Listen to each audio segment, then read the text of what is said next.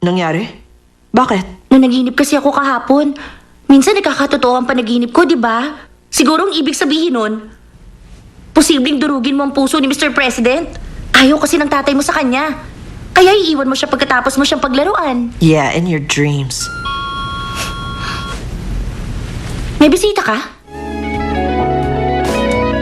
Basta't kasama kita, lahat magagawa, lahat ay maiaalay sa'yo.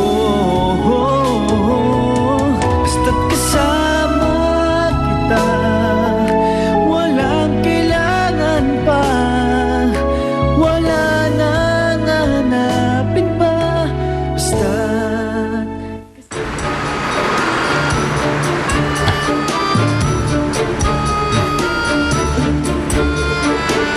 Ba't di ako mapalagay?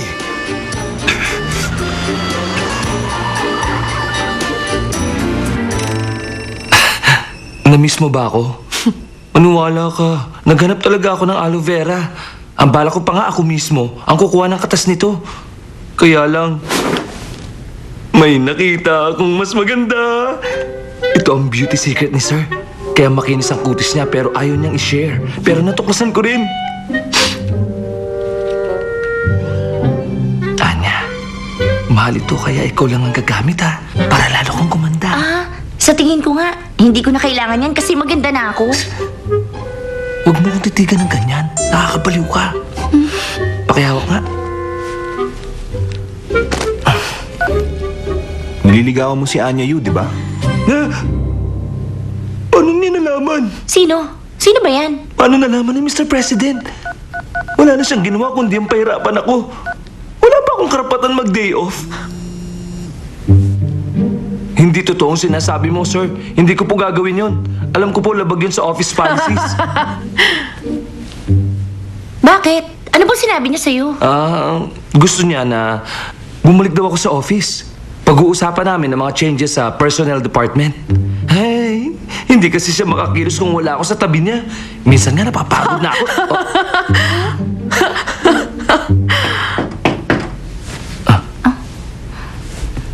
May bisita ka? Wala akong inaasahang bisita. Sino po yan? Ikaw pala, Mr. President?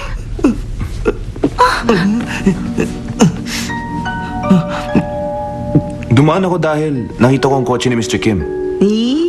Yun ba talaga, sir? O dadalawin mo si Jamie? Halika, sir. Tuloy po kayo. Papasok ka? Hindi kami nagpapapasok dito ng bisita nang wala man lang pasabi. Mars, ano ka ba? Nakakaya naman kay sir. Hindi. Ako ang sadya niya. Sir, I'm sorry. Alam ko, ibang sinabi ko sa text sa inabutan mong sitwasyon dito. Kaya lang, sir. Sorry sa abala, pero importante ito. Anya, kailangan kitang makausap. Ha? Ako po? Pero, sir, wala po siya kasalanan. Tama ka. Ibang tao ang may kasalanan.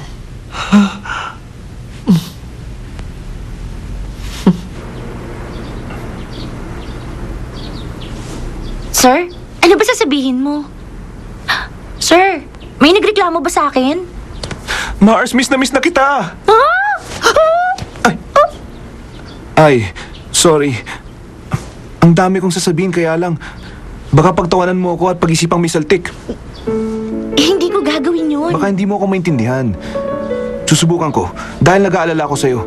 Napakahalaga mo sa akin, Mars. Totoo? Ako? Mahalaga ako sa'yo? Pero kailan pa? Mula nung maging close tayo. Kaya nga, ang gusto ko, magtiwala ka sa akin. Maraming magbabago sa kilos ng kaibigan mo ngayon. Kaya wag mo siyang hahawakan, yayakapin at wag kang tatabi pagtulog. At wag ka rin maglalakad na nakabralang. Kasi natatakot ako dahil baka may gawin siyang masama sa'yo. Sundin mo ko.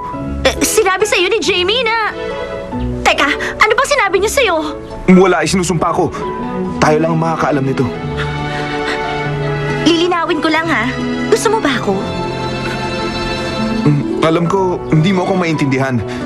Saka ako na ipaliliwanag, Mars. Basta sundin mo ako. Gusto kong pagtiwalaan mo ako ngayon.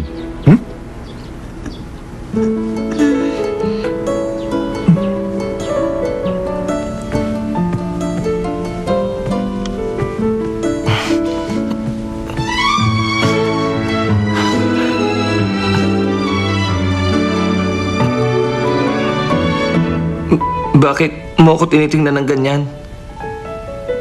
May atraso ba ako sa'yo? Ang akala mo magkaibigan tayo? Ha? Wala kang dapat pagkatiwalaan. Ang boss ko? Oo! Nagulat nga ako sa bigla niyang pagsulpot. Imposible naman na malaman niya na nandito ako. Di ba? Sa tingin mo ba si Mr. President talaga yon? Ganun ba ang ugali niya? Ha?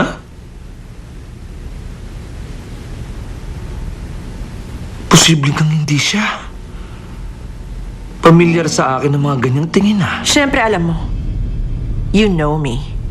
You're so dead. Bakit nag-iisa ka? Nakalis na ba si Seth? Ano sabi niya? Tinanong ba niya kung may relasyon tayong dalawa? Dapat niyang itanong. Pero iba ang sinabi niya. Ano nga? Ano nga sinabi niya? Mag-iingat daw ako sa kaibigan ko. Magbabago daw kasi siya. Pinaiiwas niya ako kay Jamie. Hindi ko siya maintindihan. May nangyari bang masama sa'yo sa Jeju Island? Baka nagsiselos siya. Iniisip niya that you'll flirt with me. Magpapahangin lang ako sa labas. Tell me, tomboy ba si Jamie? Posible ba mag-flirt ka sa kanya? Hindi ah! Kung si Mr. President siya, posible. Ano?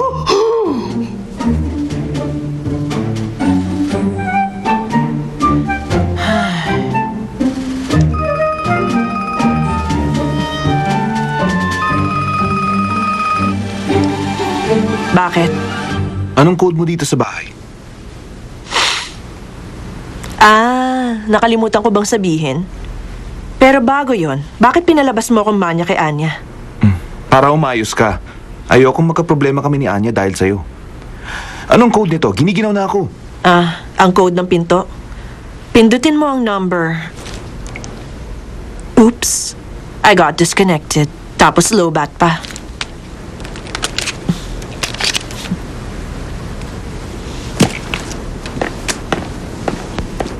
Hello? Hello? Ang sama mo, Owen. Ay. The passcode is invalid. Ayaw pa rin. Baka hindi number. Hindi kaya fingerprint scan ito? O kaya naman... Retina? Retina scan?